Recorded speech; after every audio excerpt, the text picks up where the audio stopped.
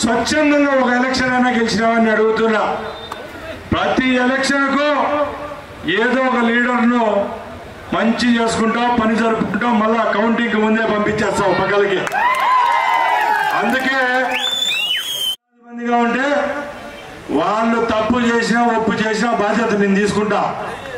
నువ్వు నీ కార్యకర్తలు వాళ్ళు మందు తాగే కొవ్వు ఎక్కువ మా వాళ్ళు జోలికి వచ్చే తప్పకుండా ఆ బాధ్యత నువ్వు తీసుకోవాలి. ఎందుకంటే 2-3 ఉదాహరణలు చెప్తా. నువ్వేందంటే ఆ టైప్ ఏం చేయవు, నాకు తెలుసు. నీ వరకైతే నాకు తెలుసు నువ్వేం చేయలేవు. పుష్కా తిన్నా, పాలకవ తిన్నా, ఎక్కడెంటపల్లి పకోడా తిన్నా. కాబట్టి నేను ఏ ఊరున్నో కాదు, నేను రాయచోటి ప్రాంతం ఉన్నా. కాబట్టి ప్రాంతీయ విభేదాలు పెట్టద్దు.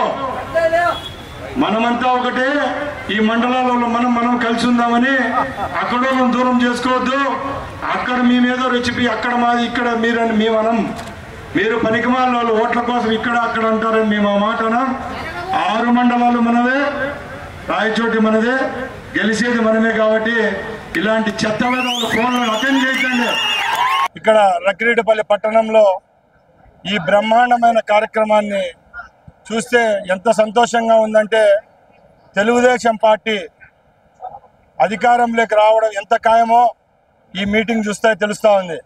ఎందుకంటే గత 5 సంవత్సరాల నుంచి ఎవరైతే పీడితులుగా ఉన్నారో ట్యాక్స్ కలెక్ట్ చేస్తున్నారు.